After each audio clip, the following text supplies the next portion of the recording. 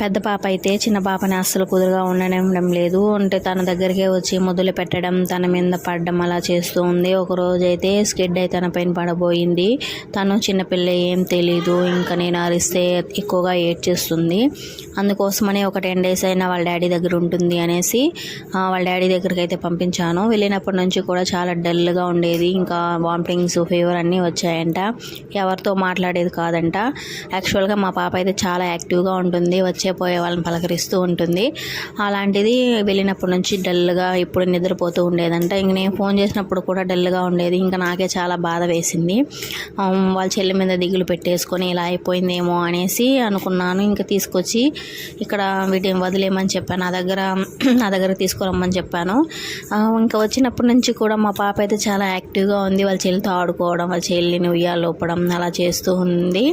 ఇంకా నాకు అనిపించింది బహుశా ఇన్ని రోజులు